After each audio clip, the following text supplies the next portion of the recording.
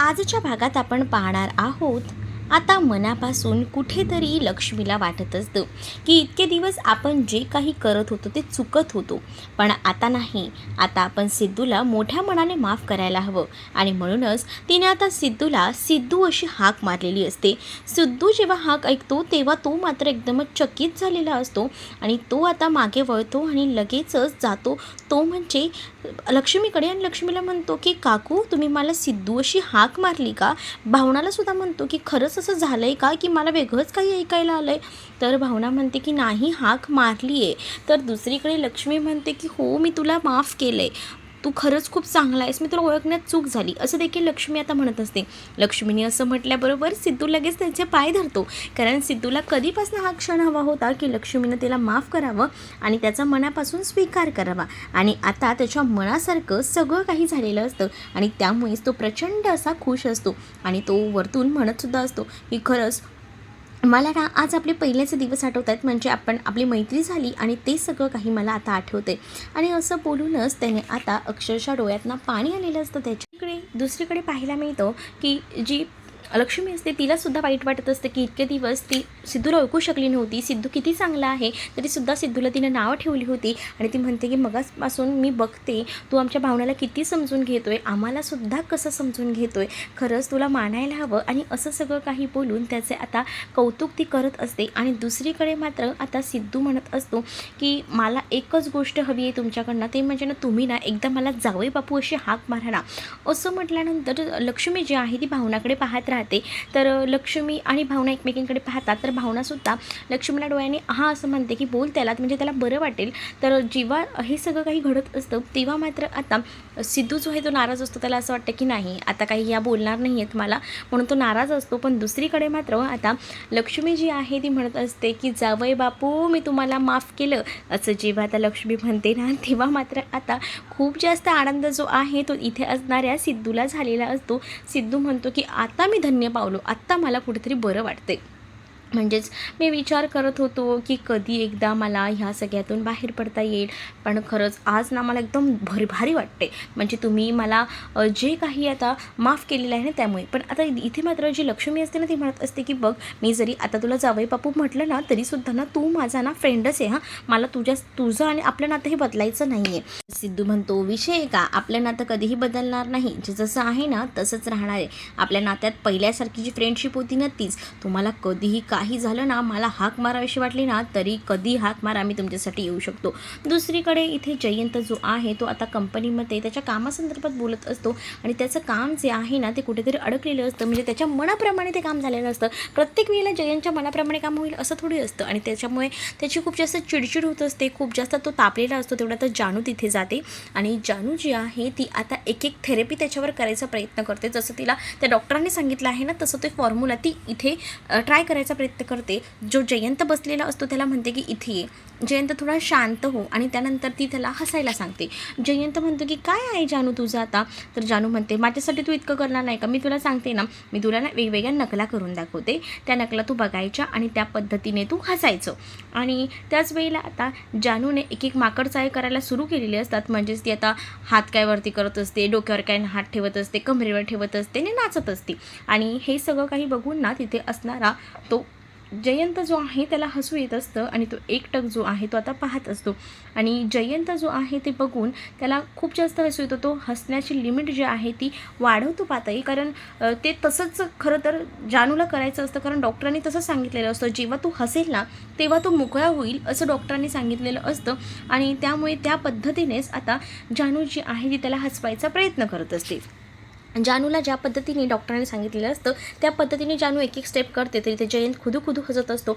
आणि जेव्हा त्याची एक जी लिमिट आहे ना ती जेव्हा संपते तेव्हा तो इतक्या जोरात ओरडतो ना की बाप रे, अक्षरशः कानाचे पडदे फाटतील ना इतक्या जोरात तो ओरडतो.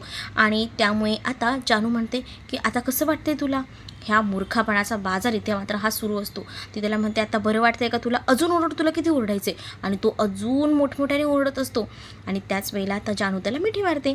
जानू म्हणते, आता वाटतंय का बरं?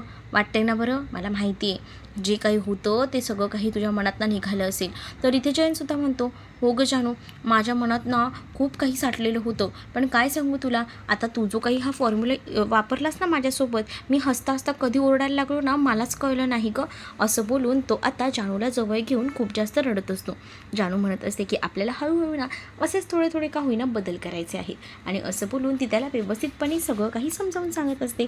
आणि जेव्हा त्याला हे सगळं काही ती म्हणत असते ना, मात्र जयंत खूप जास्त रडत असतो. आणि जयंत म्हणतो की खरंच ग जानू, हे जे काही तू केलंस ना त्याच्याने मला खूप बरं वाटलं.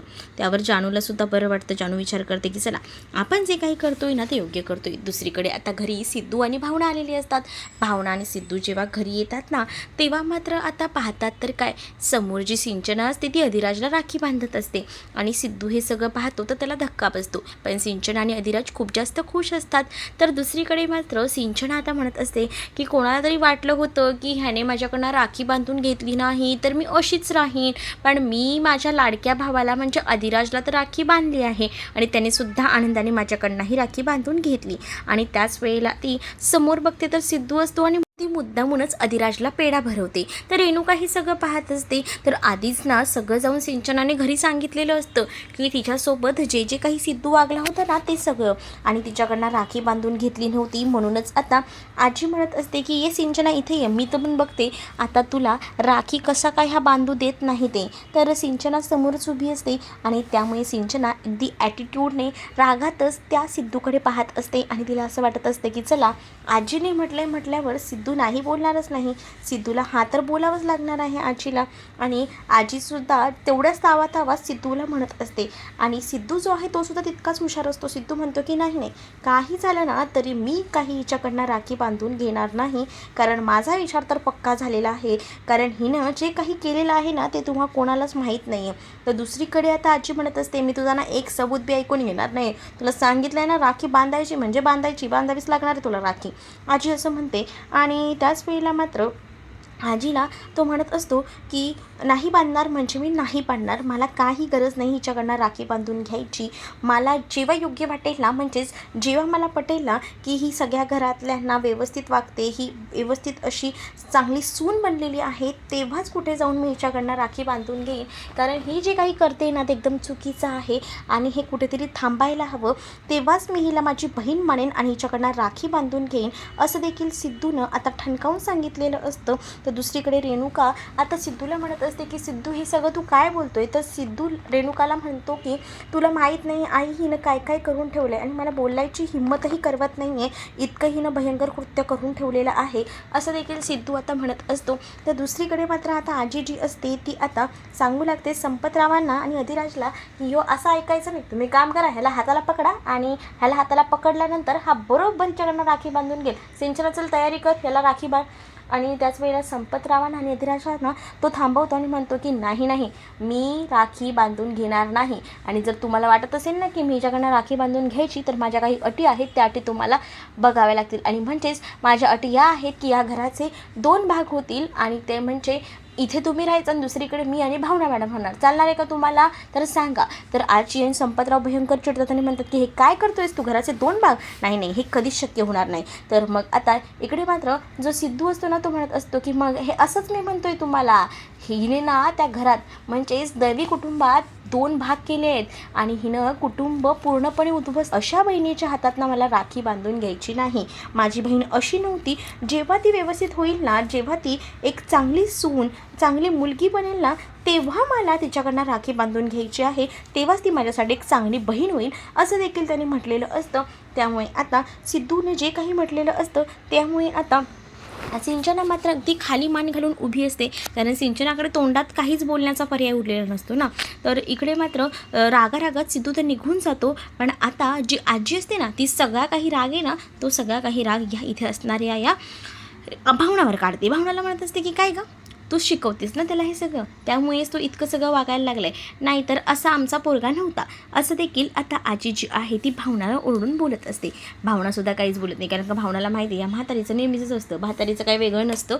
नेहमीची म्हातारी काही ना काही कारणं काढून भांडणं करायचा प्रयत्न करत असते, असंच माहिती असतं. म्हणून ती आता त्या म्हातारीला सुद्धा काहीच बोलत नाही. दुसरीकडे मात्र आता जी लक्ष्मी असते तिने आता कपाटातून एक मोठा असा बॉक्स बाहेर काढलेला असतो आणि त्या बॉक्समध्ये तिने आत्तापर्यंत ज्या ज्या काही राख्या असतात ना, त्या सगळ्या राख्या तिने आतापर्यंत साठवून ठेवलेल्या असतात. आणि त्या राख्या जेव्हा ती आता बाहेर काढते तेव्हा त्या राख्या एकटक ती पाहत असते, कारण तिच्या लग्न झाल्यापासून त्या आतापर्यंतच्या एवढ्या वर्षांच्या राख्या तिने जपून ठेवलेल्या असतात. आणि त्या राख्या एक एक करून ती पाहत असते. आणि तेवढ्यातच तिथे आता आलेली असतात ते म्हणजे श्रीनिवास. श्रीनिवास म्हणतात की मला माहिती आहे तुला या सगळ्याचा त्रास होतो आहे, तुला दुःखही होतं आहे, तुला असं वाटलं होतं की कधीतरी तुझा भाऊ जो आहे तो तुला स्वीकारेल, पण अजूनही त्यानं तुला स्वीकारलेला नाही आहे, म्हणून तू स्वतःला त्रास करून घेतेस. पण प्लीज तू स्वतःला त्रास करून घेऊ नकोस, सगळं काही नीट होईल, असं देखील आता ते सांगू लागतात. आणि त्याच वेळेला आता जेव्हा हे सगळं काही ते सांगत असतात तेव्हा मात्र ती म्हणत असते की हो ना, मी लास्टपर्यंत याच आशेवर आहे की कधीतरी ते मला माफ करतील, पण नाही, अजूनही त्यांनी मला माफ केलेलं नाही आहे. या अशाच राख्या मी शेवटपर्यंत जपून ठेवेन, असं देखील ती श्रीनिवास यांना सांगते. तर श्रीनिवास म्हणतात की तू काळजी करू नको, एक ना एक दिवस हे दिवस बदलतीलच. दुसरीकडे आता भावना जी आहे ती आता विचार करत असते. तेवढ्यातच तिथे आता सिद्धू गेलेला असतो. सिद्धू भावनाला विचारतो की काय झालं आहे, कशाला टेन्शनमध्ये दिसत आहे. तर भावना म्हणते की मला ना खूप जास्त भीती वाटते सुपर्णाची आणि त्या रवीची सुद्धा, कारण आहे ना आपण आनंदीला बोर्डिंग स्कूलमध्ये ठेवलेलं आहे, पण ती लोक जर तिथपर्यंत पण जाऊन पोचली तर. पण इथे मात्र सिद्धू म्हणतो की नाही, तुमच्यासारखी स्त्री अशी कशी घाबरणारी नाही, स्त्रियाने कधीच घाबरायचं नसतं. तुम्हाला माहिती आहे का, ती तारिणीसुद्धा अशीच लहानाची मोठी झाली, तिलासुद्धा आई नव्हती, पण तिने मात्र आत्तापर्यंत एवढी भारी कामं केलेली आहेत ना. आणि असं बोलून तो तारिणी मालिकेचा प्रोमो जो आहे तो आता तिला दाखवू लागतो. आणि भावनालासुद्धा ते एकदम भारी वाटतं की तारिणीने खरंच एकदम भारी असं कौशल्य दाखवलं आहे आणि आता ती स्वतःच्या पायावर इतकी खंबीरपणे उभी आहे ना, त्यामुळे भावनासुद्धा एकदमच खुश असते. दुसरीकडे हरीश जो आहे तो सिंचनाच्या साडीला इस्त्री करत असतो आणि तेवढ्यातच सिंचनाचा फोन वाजत असतो. म्हणून सिंचनाला तो सांगतो की अगं तुझा फोन वाजतो. ते सिंचना म्हणते बघ ना कोणाचा फोन आला आहे. आणि त्याच वेळेला आता इकडे मात्र त्याने साडीवर इस्त्री तशीच ठेवलेली असते आणि तो फोन उचलायला जातो. तेवढ्यातच वीणाचं लक्ष जातं. वीणा म्हणते बापरे, साडीवर इस्त्री तशीच आहे बाई, जळली बिली की काय करू, उचलू का, असा विचार ती करते. पण नंतर ती म्हणते की जाऊ दे बाबा, मी उचलायला गेल्यानंतर प्रॉब्लेम झाला तर, म्हणून ती हात मागे घेते. पण साडीत ना आता चांगलाच धूर निघत असतो, म्हणजे साडी ना आता चांगलीच जळलेली असते. आता काय माहिती काय तमाशा होतो यांच्या घरात, ते काहीच कळत नसतं. तर दुसरीकडे मात्र आता भावना जी आहे ती विचार करत बसलेली असते. तर सिद्धू जो आहे तो म्हणतो की काय झालं आहे भावना मॅडम, तुम्हाला काही प्रॉब्लेम आहे का. तर भावना म्हणत असते की काही प्रॉब्लेम म्हणजे मी ना विचार करते त्या एका मुलाचा, माझं ना त्याच्यावर खूप प्रेम आहे, अगदी मनापासून मी प्रेम करते त्याच्यावर, आणि मी त्याचाच विचार करतो. ते मी त्यांना एकदाही भेटले नाही आहे, पण त्याचा तो स्वभाव, त्यांचं ते बोलणं हे माझ्या मनाला इतकं प्रसन्न करते ना, तुम्हाला काय सांगू. कधी एकदा ना त्यांना भेटते असं झालं आहे. तुम्ही भेटला आहेत ना त्यांना. तर सिद्धू विचार करतो कोणाबद्दल बोलते ही, नक्कीच माझ्याबद्दल बोलत असेल का. सिद्धू म्हणतो कोणाबद्दल बोलताय, तुमचं कोणावर प्रेम आहे. तर इथे मात्र भावना जी आहे ती म्हणते की माझं त्या गाडे पाटलांवर प्रेम आहे. खरंच मी त्यांना मनापासून ना खूप मिस करते, मला ना त्यांना भेटायचं आहे, पण कसं भेटू ना कळतच नाही आहे. तर भावनाने गाडे पाटलांचं नाव घेतल्याबरोबर सिद्धू मात्र एकदम असं मनातून तडफडत असतो अगदी. तर भावना म्हणते की तुम्ही भेटलात ना त्या गाडे पाटलांना, त्यांचं वर्णन सांगा ना. मला तर त्यांचं वर्णन बघून असंच वाटतं की म्हणजे ते असे जीन्स वगैरे काही घालत नसतील, मस्त असे छान फॉर्मल कपडे घालत असतील. आणि त्याचसोबत माझे बाबा जसे कॉलेजमध्ये असताना दिसायचे ना, अगदी तसेच काहीसे यंग वगैरे दिसत असतील ते, आणि खूप छान असतील दिसायला, पर्सनॅलिटी पण खूप छान असेल त्यांची, असं काहीसं कौतुक करत ती म्हणत असते. आणि मुद्दामून ती ज्या सिद्धूला ना त्या गाडे पाटलांचं कौतुक करून सांगत असते. आणि हे सगळं बघूनच ना सिद्धूला एकदमच काय करू आणि काय नको झालेलं असतं, कारण भावना जी आहे तिला माहिती असतं की गाडे पाटील आणि सिद्धू हा एकच आहे, पण ती मुद्दामून ना आता सिद्धूची फिरकी घेत असते. सिद्धू मात्र एकदमच असा कावरा बावरा झालेला असतो, त्याला काय बोलावं आणि काय नाही ना हे समजतच नसतं. तर दुसरीकडे मात्र ती जे काही गाडे पाटलांचं एकदम पर्सनॅलिटी आणि हे सगळं काही कौतुक करत असते ना, तेव्हा अगदी सिद्धूचे डोळे ना भरून आलेले असतात. तो विचार करतो की काय चाललं आहे काय हे, म्हणजे जे काही सगळं माझ्या बाबतीत घडायला होतं ते सगळं काही या गाडे पाटलाच्या बाबतीत होतं आहे, म्हणजे गाडे पाटलांच्या प्रेमात या पडल्या आहेत, पण ह्यांना कुठे माहिती गाडे पाटील आणि मी एकच आहे ते, असाच तो विचार करत असतो. तर दुसरीकडे मात्र सिद्धूच्या मनामध्ये जे काही चाललेलं असतं हे भावनाला कळत असते, पण भावना मुद्दामूनच सिद्धूची मजा घेत असते, कारण तिला बघायचं वाटायचं असतं की हा सिद्धू जो आहे कधी आपल्या मनातलं बोलतोय, पण तो अजूनही शांत असतो. म्हणूनच भावना त्या गाडे पाटीलचं इतकं कौतुक करत असते ना, ती म्हणते की एकदा ना मी त्यांना कधी भेटतसं झालं आणि त्यांना भेटल्यानंतर ना माझ्या मनातलं प्रेम आहे ना मी त्यांच्यासमोर व्यक्त करणारच आहे, तेव्हाच मी खुश होणार आहे.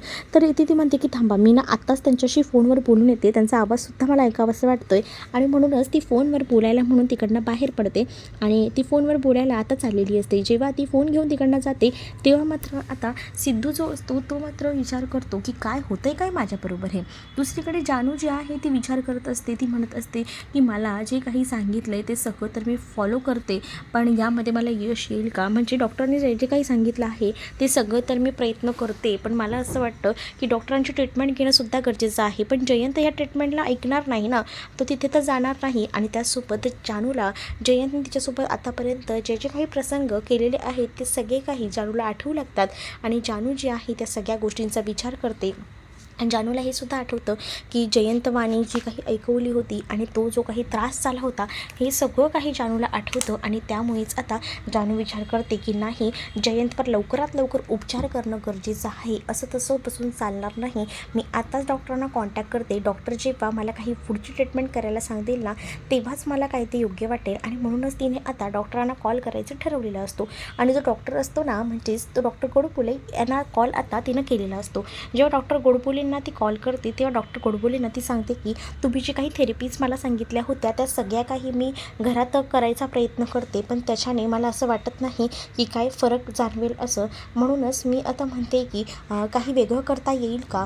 तर तुमचा नवरा इथे ट्रीटमेंटसाठी येणार नाही, मग मलाच घरी यावं लागेल असं मला वाटते, असं देखील आता जे आहे ते म्हटलं जातं. जेव्हा हे सगळं काही म्हटलं जातं ना तेव्हा मात्र खूप मोठा धक्का जो काही आहे तो जानूला बसलेला असतो. कारण जानूला माहिती की हा जर डॉक्टर घरी आला तर माझं काही खरं नाही. म्हणूनच आता ती विचार करत असते की आता काय करायचं. आणि म्हणून ती डोक्याला हात लावून घेते. दुसरीकडे जो जयंत असतो तो आता कामासाठी बाहेर असतो आणि जेव्हा जयंत कामासाठी बाहेर असतो तो त्याच्या साईटवर व्यवस्थित कामं करत असतो, कारण त्याला ते कामसुद्धा करणं तितकंच इम्पॉर्टंट असतं. त्याने कामाची व्यवस्थितपणे पडताळणी केलेली असते आणि तो साईटवर त्याचं काम करत असतो. खरं तर त्याने आता डोक्याला व्यवस्थितपणे हे सुद्धा लावलेलं असतं, हेल्मेट वगैरे, आणि त्यामुळेच आता त्याचं काम हे व्यवस्थित सुरू असतं. दुसरीकडे ड्रममध्ये काही सामान बनवायचं कामही सुरू असतं. म्हणजे ड्रममध्ये जे आहे ना ते व्यवस्थित सगळं काही लिक्विड बनवत असतात आणि ज्याच्याने ना ह्या सगळ्यामुळे जयंतची जी आहे ती आता दृष्टी जाणार असते. इकडे मात्र जानूला ते डॉक्टर म्हणत असतात की बघा, मी जेव्हा तुमच्या घरी येईन ना तेव्हा योग्य त्या कामाला आपण सुरुवात करूया, म्हणजेच आपण आहे ना तुमच्या नवऱ्यावर योग्य ते ट्रीटमेंट देऊ शकतो. आणि म्हणूनच आम्ही म्हणतोय की आम्ही तुमच्या घरी येतो, म्हणजे कसं व्यवस्थित काय ते ट्रीटमेंट देता येईल ना, म्हणून आमचं सगळं चाललेलं आहे. बघा तुम्हाला हे जमते का? पण जानू म्हणते की नाही, मला खूप जास्त भीती वाटते, कारण माझा नवरा ना खूप जास्त विचित्र आहे आणि त्याला जेव्हा कळेल ना की हे सगळं डॉक्टरांनी वगैरे, त्यामुळे मला थोडी भीती वाटते, असं देखील जानू जी आहे ते आता गोडबोले डॉक्टरांना सांगत असते. त्यावर गोडबोले डॉक्टर म्हणतात की नाही, आपण काहीतरी वेगळं कारण करूया. तर इथे मात्र साईटवर आता खूप जास्त भयानक असं एक घडतं, ते म्हणजे आता डायरेक्ट ते पाणी जे आहे ना ते जयंतच्या डोळ्यात पडतं आणि जयंतची दृष्टी गेलेली असते. म्हणजे जयंत अक्षरशः तो आता आंधळाच झालेला असतो असं समजायला हरकत नाही. तर दुसरीकडे मात्र आता लक्ष्मी आणि श्रीनिवास बाहेर गेलेले असतात. लक्ष्मी एका जागेवर बसलेली असते एका बाकड्यावर आणि त्याच वेळेला ती संतोषने जे जे काही केले ते सगळं काही आठवून तिला त्रास होत असतो. तेवढ्यातच तिथे आता श्रीनिवास दोघांसाठी चहा आणि मस्तपैकी वडापाव घेऊन आलेले असतात. आणि त्याच वेळेला लक्ष्मी म्हणते की हे सगळं काय आहे? तर ते म्हणतात की हे आपल्या दोघांसाठी स्पेशल असं आणलेलं आहे मी, मस्त खायचं मस्त राहायचं. आणि दोघांनी एकच चहा घेतलेला असतो, म्हणजे कटिंग चहा दोघांमध्ये घेतलेला असतो. त्यामुळे लक्ष्मी म्हणते की हे जे आपले दिवस चाललेत ना घरातले ते मला कधी एकदा संपतायत ना असं झाले. तर श्रीनिवास म्हणतात की जातील ग लक्ष्मी, जातील, हे दिवसही जातील, सगळं काही नीट होईल. आणि आता तुला माहिती का, हे जे काही चाललेलं आहे ना ते लवकरच संपणार आहे. तर ती म्हणते खरंच का, असं सगळं होईल का? तर लक्ष्मीला श्रीनिवास म्हणतात की हो, हे सगळं आता लवकरच शक्य होणार आहे. तुला माहिती आहे का, हे सगळं जे काही वाईट घडते ना त्याच्यामध्ये एक आनंदाची बातमीसुद्धा आहे. तर लक्ष्मी विचारते काय, सांगा ना मला. त्याच वेळेला आता श्रीनिवास म्हणतात की मला ना नोकरी लागली, नोकरी. हे सगळं ऐकल्यानंतर आता लक्ष्मीला खूप जास्त आनंद होतो. लक्ष्मी म्हणते खरंच तुम्हाला नोकरी लागली आहे? तर श्रीनिवास म्हणतात की हो, खरंच मला नोकरी लागलेली आहे, म्हणजेच माझ्या आयुष्यात आता आनंदाचे दिवस आलेत आणि जे काही चाललं आहे ना तेही सुद्धा थांबणार आहे. म्हणजे जे काही संतोषचं घरात वर्चस्व निर्माण करणं चालू आहे ना त्याला ब्रेक लागणार आहे. बघ, आता मीच चांगलीच नोकरी शोधलेली आहे. खरं तर ही नोकरी कशी भेटली असं देखील लक्ष्मी आता विचारते. सांगते, तर सिद्धूच्याच कृपेमुळे मला ही नोकरी भेटलेली आहे. खरं तर एका गॅरेजमध्ये मी नोकरी शोधण्यासाठी गेलो होतो, तर त्यांनी मला नकार दिला. त्यांनी मला सांगितलं की नाही नाही तुम्हाला भेटणार नाही, आणि तिकडनं बाहेर पडत होतो आणि तेवढ्यातच मला एका माणसाने हाक मारली आणि तो चक्कन मला साहेब साहेब म्हणत होता. कोण होता हो तो माणूस? तर सिद्धूच्याच ओळखीचा होता, म्हणजे सिद्धूचंच ते गॅरेज आहे असं काहीचं म्हणत होता तो. आणि तो म्हणाला की तुम्ही जे काही भाषण केलं होतं ना गाडे पाटलांच्या त्या सभेमध्ये, तेव्हा ते भाषण आम्हाला खूप जास्त आवडलं होतं. तेव्हाच मी म्हटलं होतं की एकदम भारी माणूस आहे हा, आणि आज चक्क तुम्हाला नोकरी हवी आणि तुम्ही इथे आलात, आणि मग तुम्हाला तर माझ्याकडनं ही नोकरी मिळणारच आहे असं समजा, कारण आम्हाला खरंच तुमची गरज आहे. आणि सिद्धूला तुम्ही चांगलं ओळखताच ना हे मला माहिती आहे, आणि सिद्धूने या गॅरेजसाठी आमच्यासाठी खूप काही केले, त्यामुळे तुम्हाला तर हे काम मी देणारच असं देखील तो माणूस जो आहे तो आता श्रीनिवास यांना म्हणतो. तर श्रीनिवाससुद्धा आता खूप जास्त खुश झालेले असतात, कारण त्यांना छान अशी नोकरी मिळालेली असते, चांगल्या पगाराची सुद्धा, आणि चांगलं कामही मिळालेलं असतं. त्यामुळे लक्ष्मीलासुद्धा बरं वाटतं, कारण घरात माणूस जेव्हा बसतो ना तेव्हा त्याच्या डोक्यातनं अनेक विचार येत असतात, आणि त्यात हा संतोष जो आहे ना तो संतोष हा महाभयंकर प्रकार कसा पैदा झालेला असतो खरंच कळत नसतो. कारण इतका जो काही तो त्रास देत असतो ना त्याच्या आईवडिलांना जसं कोणीही देत नाही, इतका भयंकर त्रास तो देत असतो. तर श्रीनिवासांना आता नोकरी लागलेली असते, म्हणजे कसं त्यांचं जे मन आहे ते आता नोकरीमध्ये रमणार असतं. त्यामुळे लक्ष्मीसुद्धा खूप जास्त खुश असते, आणि घरातसुद्धा त्यांना किमान आदर तरी मिळेल ना नोकरी केल्यामुळे, असंच त्यांना आता वाटत असतं. आणि त्यामुळे लक्ष्मीसुद्धा या सगळ्यामुळे खुश असते. आणि त्याच वेळेला ती म्हणत असते की खरंच ना सिद्धूला ओळखण्यात आपण खूप चुकीचं ठरलो. खरंच सिद्धू जो आहे ना तो देव माणूस आहे, आणि सिद्धूला आपण काहीतरी कमी समजत होतो की हा असा कसा आहे, पण नाही, खरंच आपला सिद्धू ना एकदम भारी आहे. म्हणजे कसं सिद्धूने जी काही कामं केलेली आहेत ना ती एक नंबर केलेली आहेत. आतापर्यंत मला असं वाटत होतं की आपलंच कुठेतरी चुकते, पण नाही, आपण चुकत होतो की सिद्धूला आपण ओळखलं नाही. सिद्धू खूप चांगला आणि गुणी मुलगा आहे असं देखील आता लक्ष्मी जी आहे ती म्हणत असते. तर दुसरीकडे श्रीनिवास देखील म्हणतात की हो सिद्धूचं कौतुक करावं तेवढं कमीच आहे, म्हणजे आपल्या मुलीला एकदम उत्तम असा नवरा मिळाला आहे, आपण शोधूनसुद्धा आपल्याला सापडला नसता इतका चांगला, असं बोलून ते आता कौतुक सोहळा त्यांचा सुरू असतो सिद्धूचा. तर दुसरीकडे आता जयंतला चेक करण्यासाठी डॉक्टर आलेले असतात. जयंतचे डोळे खूप जास्त त्रास देत असतात, आणि त्याच वेळेला डॉक्टर जे आहेत ते जानूसमोर मोठा खुलासा करत म्हणत असतात की मॅडम सॉरी, पण ह्यांची जी आहे ती दृष्टी केलेली आहे, त्यांना आता काहीच दिसत नाही. त्यावर जानूला धक्का बसतो. जानू म्हणते काय, हे सगळं कसं होऊ शकतं? तर जानूला डॉक्टर म्हणतात की निदान 2 ते 3 महिनेसुद्धा ह्यांना दिसणार नाही आहे, कारण ह्यांना ना खूप जास्त त्रास होतो आहे, ह्यांच्या डोळ्याला इजा झालेली आहे, आणि मी औषधं ते देतो आहे, त्यांना काही ड्रॉप्ससुद्धा तुम्हाला घालावे लागणार आहेत, पण त्याच्याने इतक्या लवकर तरी येईल असं वाटत नाही, पण किमान 2 ते 3 महिनेसुद्धा जातील ह्यांची दृष्टी यायला, असं देखील सांगितलं असतं.